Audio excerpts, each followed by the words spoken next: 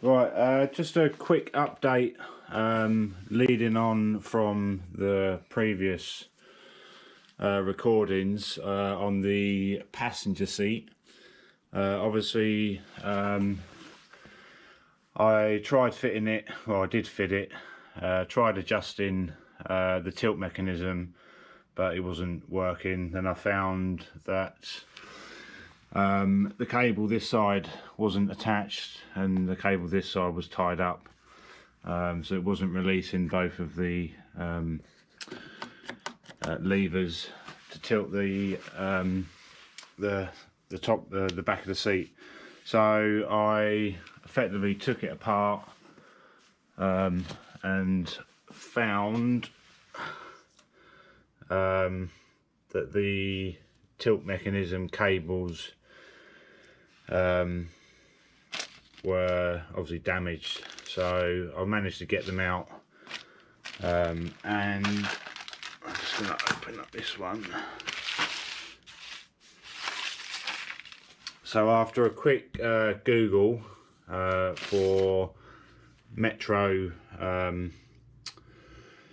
seat mechanism cables, I actually found on Rimmer Brothers the actual cable set complete.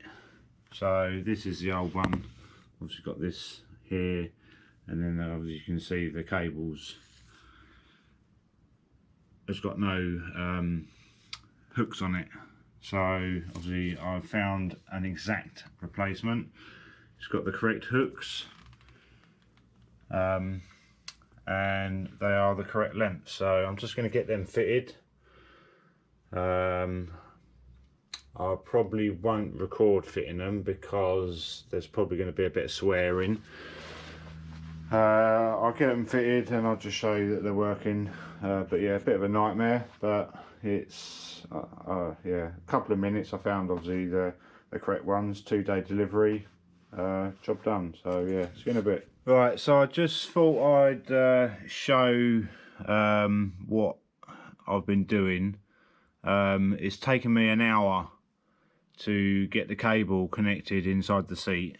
Obviously it's much easier when the seats are stripped back and are bare, but if any of you ERA owners need to replace it, replace the cables, I'll try and get inside. So basically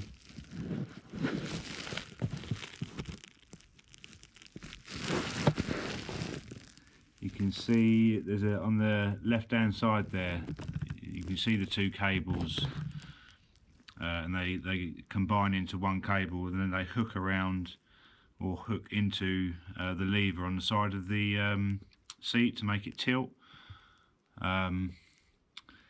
Yeah, obviously with big hands it's even more difficult to get in. So yeah, so they kind of clip onto that metal thing. The cables have got special clips, and then obviously it hooks into that lever.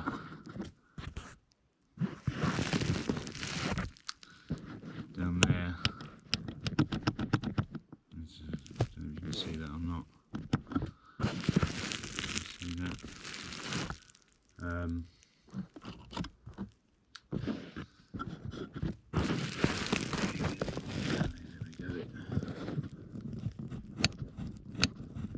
You can see it working there, but yeah, very difficult to get in, but you'll see now. And obviously then the cables come out and connect, hook on to these parts here, which pull on that both sides and releases that to enable it to tilt forward and push forward slightly. Yeah, so bit of a pain, but it's there. I haven't tried it yet. I'm sure it does work, but yeah, it's very difficult if you can't get your hands in there properly. So, and like I say, the cable, you see what it's got a little hook on the end there. It's got those bits. Rimmer Brothers have got them in stock at the moment. I did get a spare one just in case they break at any point. So yeah, so I'm going to put that back together, get that in. Hey mini enthusiasts, how you doing? Welcome back. Hope you're having a great day. Hope you're all well. And we go straight from the seats straight back into the body kit in a moment, but I thought I'd just come on, give a quick explanation first. So the guy working on the car at the moment is none other than Ian Hargreaves of Avon Bar Racing. So on my recommendation, Mark chose Ian Hargreaves from Avon Bar to build the engine for the ERA, really just because of Ian's knowledge, experience and pedigree with A-series turbo engines. He really does know his stuff. Genuinely really nice guy to chat to as well. Got lots of stories, loves sharing information, and he kindly offered to come down for the first start of the ERA, or the first sort of setup of the ERA, to help get the car set up so Mark could drive it. So as I say, Ian come down, helped me set the mixture up, set the timing up and kind of get some base settings in the car prior to it going on a rolling road. And as you can see, we spent a lot of time just chewing the fat and chatting minis. It was quite an enjoyable experience.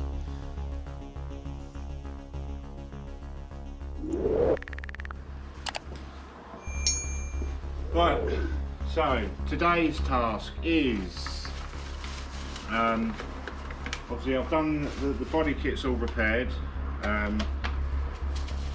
I didn't, when I did all the fiberglass in, I didn't put the brackets on for the rear fog lights. I've repaired them and sprayed them, but the fog lights I bought from mini spares with the wrong type. They didn't fit in the hole. So I managed to find some new old stock, proper new old stock Y-pack rear fog lights, which I need to just adjust. They come with oddly they come with one wire.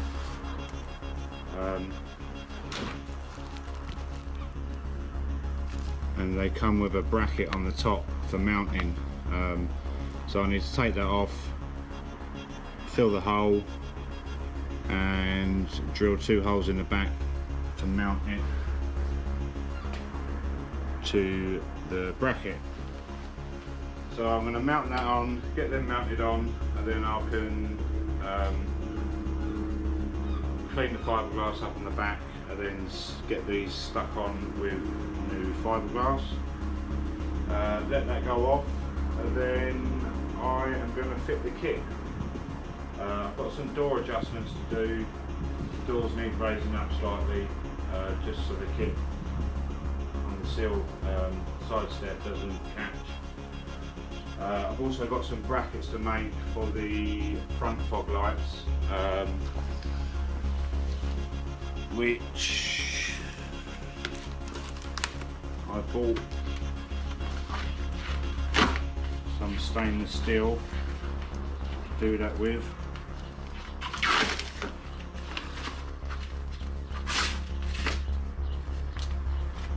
It is 2mm thick, so it's pretty sturdy. So obviously just need to cut it, shape, twist and drill out. Basically what they do, they sit between the lip and the balance, the front balance, just to stop the bit of movement that is there. It just stabilises it a bit, so I can do them later. So yeah, I'm going to get these drilled out for the brackets and then get them fiberglassed on. So if you've watched the earlier ERA videos, I think we said before the original plan was to have the body kit remanufactured and maybe get some spares made up as well for other ERA owners, but that didn't come off in the end, so Mark has had to repair the body kit. Now, add a few comments down in the description regarding the body kit. It's not to everyone's taste. It is a very, very 80s looking body kit and a very 80s looking car, but it is what makes the ERA. It was designed by Dennis Adams, who designed the Marcus sports cars, and yeah, it is very 80s. It's really quite Marmite. Oh God. Oh, nicely painted paintwork there, Mark. Yeah, so it's not to everyone's taste, but it wouldn't be an ERA without that big chunky body kit on there. And just a little bit of a fact for you, so they made 99 UK cars, and I think it was about 360 Japanese spec cars. The Japanese ones are slightly different. They've got air conditioning on them, they don't have a sunroof, and they have a wider body kit, so they look different. You can tell the difference. The body kit is a few centimeters wider, and that is to ensure that when the wheels are turned, that the wheels are fully covered or enclosed with inside the body kit, which is to do with Japanese legislation, I think. So the Japanese body kits are slightly different, and the UK ERA body kits are narrow. Of course, the design of the body kit being very low at the front there, it is prone to getting damaged on those front lips, so they generally have lots of repairs.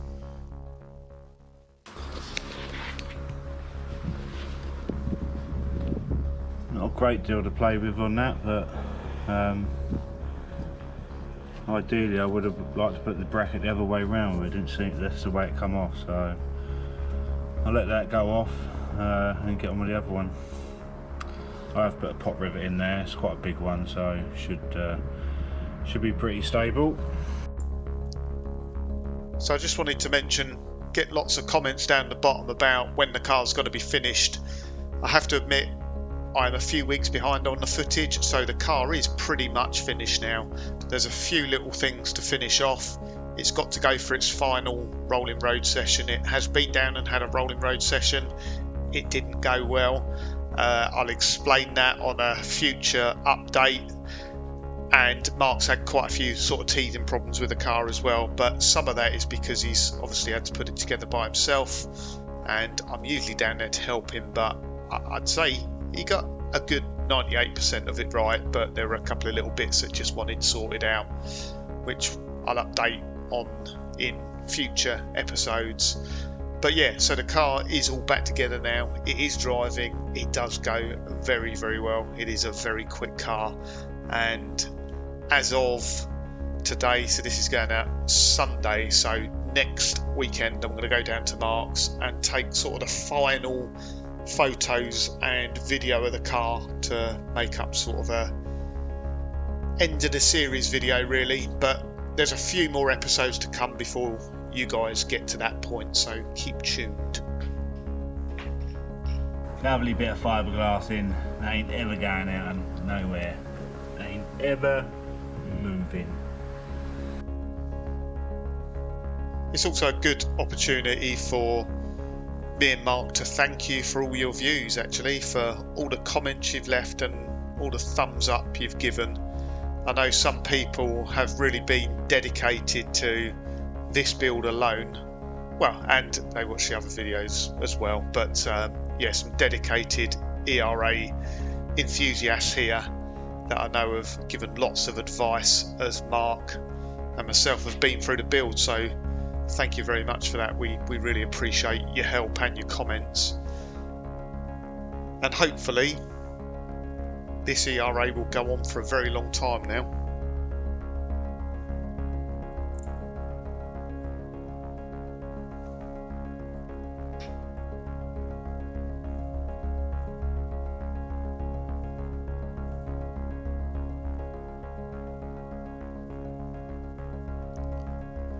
I have to praise Lucy as well while we're here. The amount of work Lucy's done on this build is phenomenal. I think Lucy's probably been more involved with this build and done more on this than Lucy did on her own build, which was kit.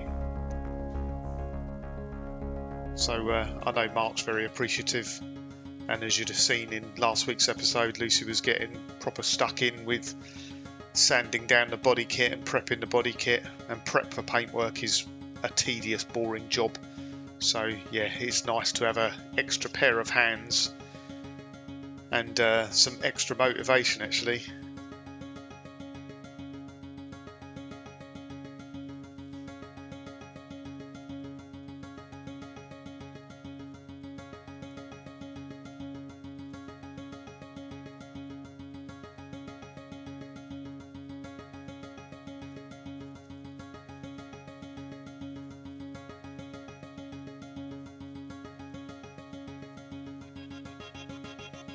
I think Mark was just going around there with a can of denitrile, which is a rust inhibitor, just behind the body kit.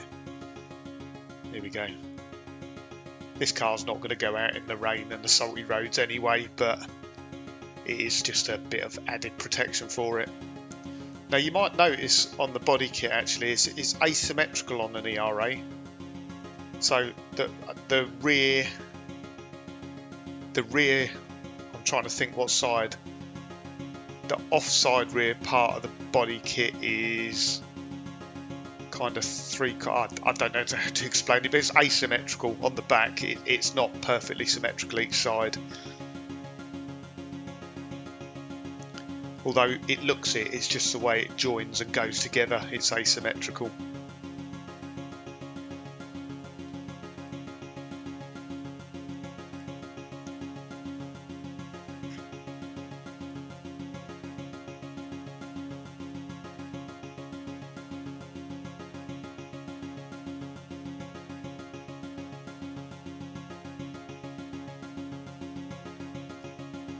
So I think Mark mentioned in one of the comments actually about the body kit. Like I said earlier, it's not to everyone's taste, but it wouldn't be an ERA without it. It really wouldn't. It just looks like a normal Mini when you take the body kit off. So I think it does. It makes it what it is.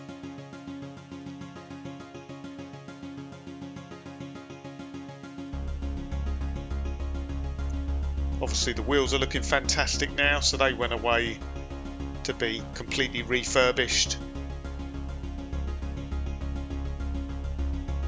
at a company local to myself and Mark in a place called Smalldale.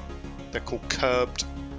I think they have a Facebook page, but they really do a fantastic job on wheels. I mean, they look as good as new when they're refurbished. I was going to get Sprouts wheels done by them, but unfortunately it was just the cost of doing it. It was cheaper to buy replica wheels for Sprout than it was to have the original wheels refurbished, but the replica wheels look exactly the same as the original Rover wheels anyway, so it was a bit of a no-brainer just to replace them really, but obviously you can't just buy ERA wheels. Right, let's get the wheels back on, shall we? Sorry, you can't just buy ERA wheels off the shelf.